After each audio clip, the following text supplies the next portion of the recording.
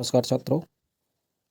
और आज हम कक्षा 12वीं का राजनीति विज्ञान का 2025 का जो वार्षिक का प्रश्न पत्र है उसके बारे में, जो बहुविकल्पीय प्रश्न हैं उनके बारे में कुछ डिटेल से चर्चा करेंगे। और हो सकता है कि आपको इस वीडियो के माध्यम से कुछ और अन्य जानकारियाँ भी प्राप्त होंगी।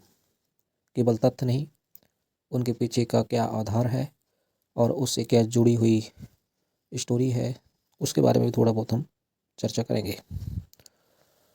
तो पहला प्रश्न है, सही विकल्प का पहला प्रश्न है, सोवियत संघ में कुल कितने गणराज्य थे? तो हम सबको पता है कि जब शीत युद्ध की समाप्ति हुई 1991 में, और उसके बाद जो यूएसएसआर था वह 15 गणराज्यों में बिखर गया। इस प्रकार जो समाजवादी व्यवस्था का एक प्रमुख केंद्र था यूएसएसआर, या जिसको हम सोवियत संघ भी कहते हैं,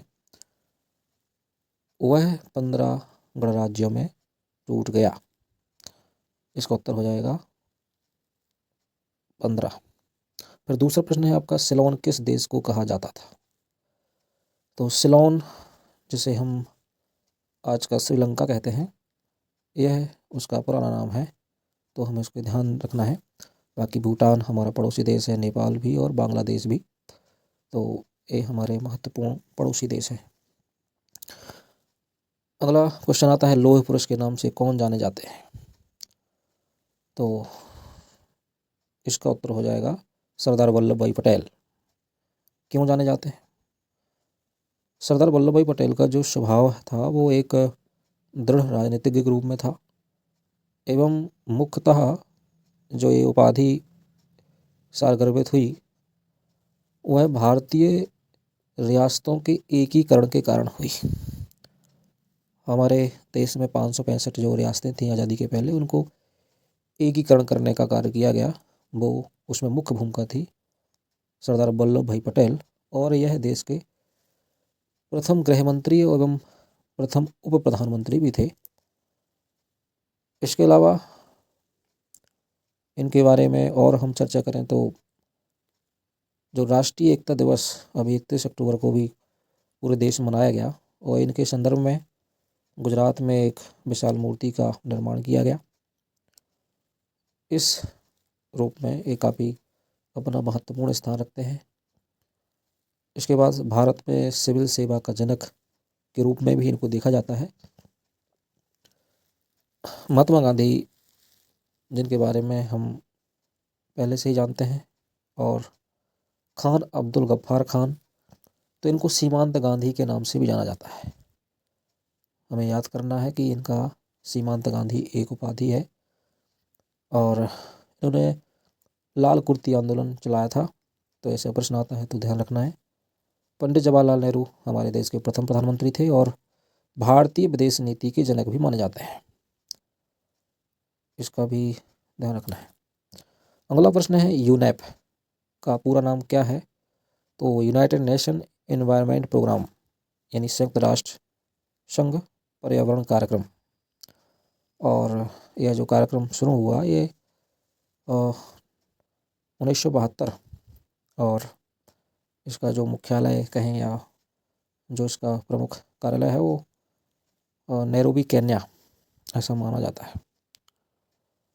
अगला प्रश्न है, गरीबी हटाओ का नारा किसने दिया? तो गरीबी हटाओ का नारा संबंधित है इंदिरा गांधी। इंदिरा गांधी ने गरीबी हटाओ का नारा दिया। यह प्रश्न महत्वपूर्ण है, और इसमें जो विकल्प है उसमें जयप्रकाश नारायण, जिनका नाम एक सम्मान के साथ लिया जाता है, कि जो इंदिरा गांधी के कार्यकाल के दौरान एक लोकतंत्र बचाने की कवायद जो शुरू की गई वह जयप्रकाश नारायण द्वारा की गई थी। और इसके बाद मोरारजी देसाई, तो यह प्रथम गैर कांग्रेसी प्रधानमंत्री माने जाते हैं। और चौधरी चरण सिंह, यह भी एक हमारे देश के प्रधानमंत्री, पूर्व प्रधानमंत्री ऐसे नाम है। अगला प्रश्न है, मंडल आयोग किन से संबंधित है? तो मंडल आयोग यह भी महत्वपूर्ण प्रश्न है। तो इसका संबंध हो जाएगा अन्य पिछड़ा वर्ग, जिसको ओबीसी बोलते हैं, अदर बैकवर्ड क्लास। और यह मंडल आयोग, इसका गठन किया गया था 1979 में और इन्होंने अपनी रिपोर्ट 1980 में सौंप दी थी। आपको एक एक्स्ट्रा फैक्ट के तरीके से बताऊं तो जो आरक्षण है वह ओबीसी को आज़ादी के समय नहीं दिया गया था, या फिर संविधान में इसका उल्लेख नहीं किया गया था। केवल अनुसूचित जाति, अनुसूचित जनजाति, दो वर्गों को यह उपलब्ध कराया गया था। इसके बाद एक नवीन राजनीतिक संरचना या फिर वो आवश्यकता विश्वनाथ प्रताप सिंह के द्वारा इसको शुरुआत की गई और अंततः यह एक महत्वपूर्ण वर्ग उभर के आया, जिसको हम अन्य पिछड़ा वर्ग कहते हैं, और आज भी वह आरक्षण की मांग को बढ़ाने के लिए बोलते हैं। तो यह प्रक्रिया चलती रहती है। फिर अगला प्रश्न है, रिक्त स्थानों की पूर्ति कीजिए। तो रिक्त स्थानों की पूर्ति में पहला क्वेश्चन है आसियान क्षेत्रीय मंच, जिसको ARF भी शॉर्ट फॉर्म में कहा जाता है। तो यह 1994 में इसकी स्थापना हुई थी।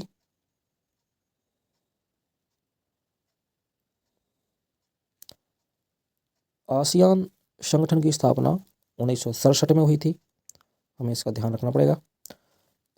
इसके सदस्य देश 10 हैं।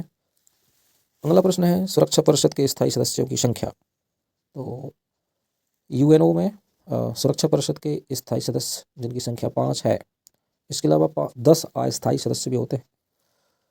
तो हम 5 स्थायी सदस्यों के बारे में जानते होंगे।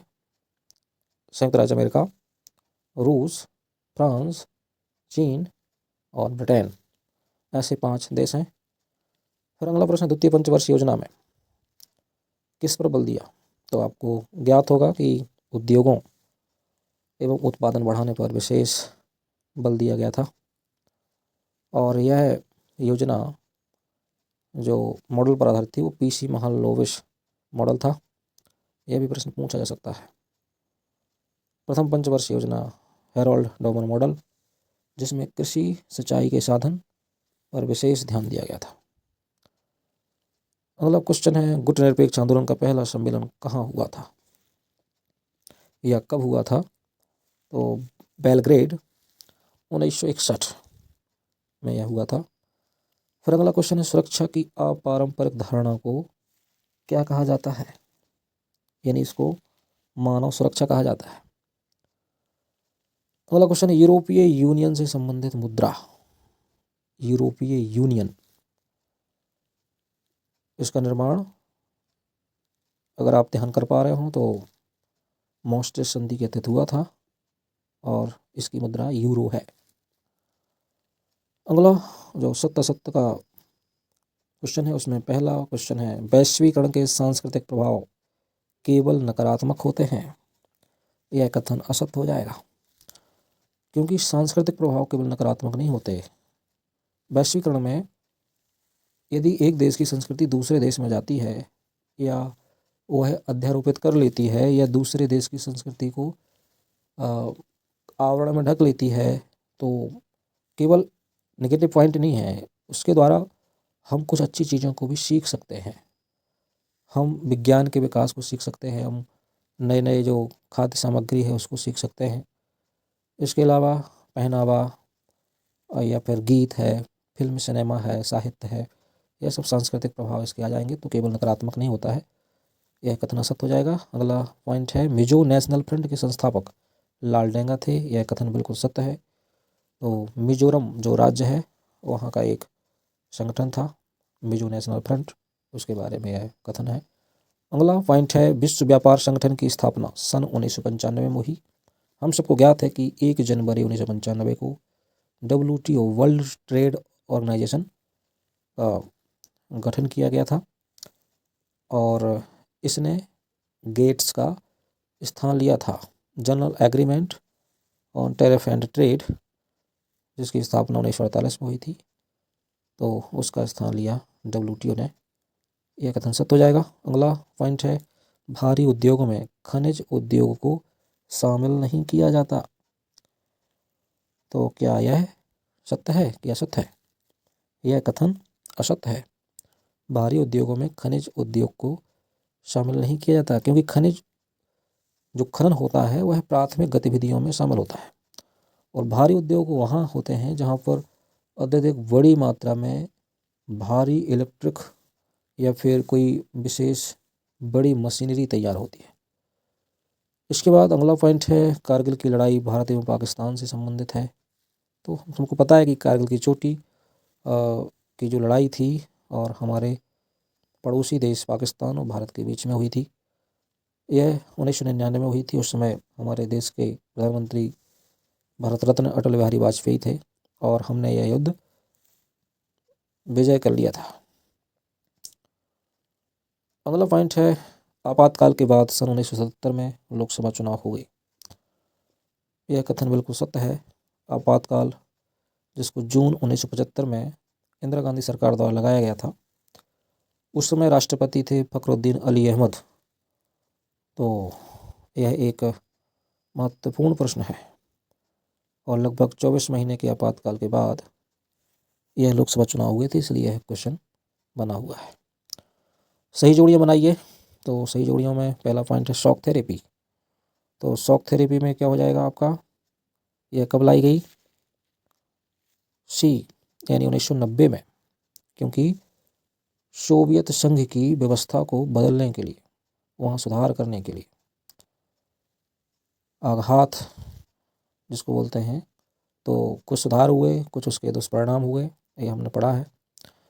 दूसरा पॉइंट है भारतीय क्रांति दल का गठन। तो भारतीय क्रांति दल का गठन किसने किया? चौधरी चरण सिंह। फिर है आपका अप्रवासी। प्रवासी का मतलब होता है जो कुछ समय के लिए रुकता है। अप्रवासी भारतीय, ऐसा एक शब्द सुनने को मिलता है, यानी वह हमारे यहाँ नहीं रुकते हैं। तो इसका तीसरा हो जाएगा पॉइंट, जो अपनी मर्जी से स्वदेश छोड़ देते हैं। फिर है आपका अंतर्राष्ट्रीय संगठन। तो यह युद्ध एवं शांति के मामलों में मददगार होते हैं। फिर आपका G8 या ग्रुप 8 के देशों की बैठक, जो कि एक कठिन प्रश्न है, जो शायद हमारे भारत से संबंधित हो कि इसलिए पूछा गया हो, 2005 में हुई थी। इसके अलावा छठवां क्वेश्चन है, पॉइंट है समाजवादी नेता। तो समाजवादी नेता में आपके हो जाएंगे राम मनोहर लोहिया। इसके अलावा राम मनोहर लोहिया कौन थे? तो हमारे देश के समाजवादी विचारक हैं। इन्होंने सप्त क्रांति की अवधारणा दी है, यानी देश को तार्किक बनाने के लिए, समाज को विकास की धारा से सभी वर्गों को जोड़ने के लिए ये सप्त क्रांति की बात करते हैं। इन्होंने एक बहुत अच्छी बात कही है कि हमारे देश में जो महिलाओं की स्थिति है, तो महिलाओं को इस नज़रिए से प्रस्तुत किया गया कि उनको सम्मान देना है तो महंगी महंगी साड़ियाँ पहनाओ, या फिर बहुत अधिक महंगा जो ज्वेलरी है, जिसको सोना आज उसकी कीमतें आसमान छू रही हैं। तो वह व्यंग करते हैं कि हमारे देश की महिलाएं इस बात पर गौरव महसूस करती हैं कि उनके पास कितना सोना है या कितने महंगे कपड़े हैं, जबकि उनको शिक्षा और रोजगार से आर्थिक रूप से सशक्त होने की आवश्यकता है। वास्तविक जो सम्मान मिलेगा वह जो ये परंपरागत चीज़ें हैं उनके आगे पीछे, वो उससे नहीं मिलेगा। तो अगला पॉइंट है अहिंसा और सत्याग्रह, महात्मा गांधी से जुड़े हुए हैं। फिर है एक शब्द में उत्तर या एक वाक्य में उत्तर। तो पहला है सन 1949 माओ के नेतृत्व में कौन सी क्रांति हुई? तो माओ से तुंग, यह चीन से संबंधित है और वहाँ का संस्थापक भी है। इसने साम्यवादी क्रांति की शुरुआत की और उसका नेतृत्व किया। फिर अगला पॉइंट BWC का पूरा नाम क्या है? तो बायोलॉजिकल वेपन कन्वेंशन, यानी जो जैविक हथियार हैं उनके लिए संधि, इसका पूरा नाम हो जाएगा। फिर है आपका वैश्विक ताप वृद्धि, ग्लोबल वार्मिंग का कोई एक कारण लिखिए, यानी कि वैश्विक तापन क्यों हो रहा है? तो इसको जीवाश्म ईंधनों का जलाना एक मुख्य घटक हो सकता है, और इसके अलावा जो हम एयर कंडीशनर उपयोग करते हैं, इसके अलावा जो हम आग जलाते हैं या फिर पराली जलाते हैं या फिर CO2 की मात्रा जैसे भी चीज़ें बढ़ती है, उससे ग्लोबल वार्मिंग बढ़ती है। उद्योगों से निकलने वाला गर्म तप्त जो धुआं है वह भी इसके लिए कारण है। वैश्वीकरण का कोई एक परिणाम लिखिए, यानी वैश्वीकरण, ग्लोबलाइजेशन। ग्लोबल वार्मिंग और ग्लोबलाइजेशन ये दोनों अलग अलग हैं, कन्फ्यूज मत होना। वैश्वीकरण विभिन्न देशों के बीच में इससे व्यापार बढ़ता है और वस्तुएं सस्ती होती हैं, व्यक्तियों के पास अधिक विकल्प आते हैं, चीज़ों को खरीदना आसान होता है, तकनीक आसान हो जाती है।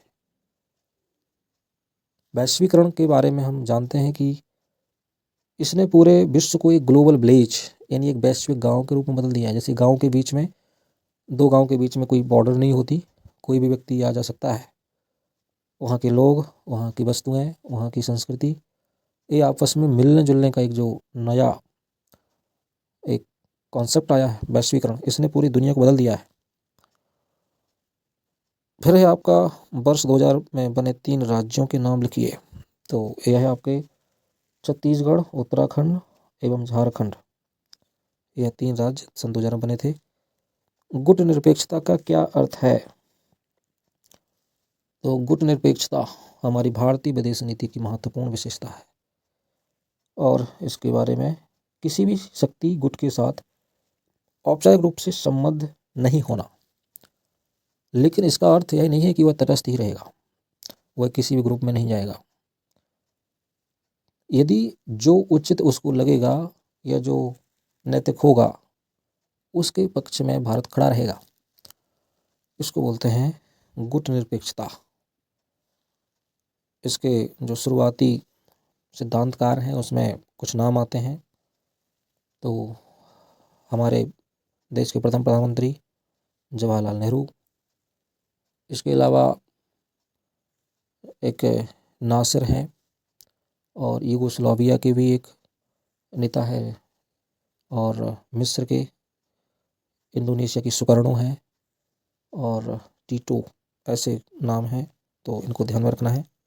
बहुजन समाज पार्टी के संस्थापक कौन थे? तो यह संस्थापक थे काशीराम, और मायावती जी इसी पार्टी से संबंधित हैं। ऐसे कुछ प्रश्न जो हमने आज डिस्कस किए, उम्मीद है आपको पसंद आएंगे। और जो भी आप और भी कोई जानकारी चाहते हैं या आपको कोई और सुझाव दे सकते हैं आप कमेंट के माध्यम से। अगर आपको यह प्रयास अच्छा लगा तो लाइक और सब्सक्राइब करें। नमस्कार।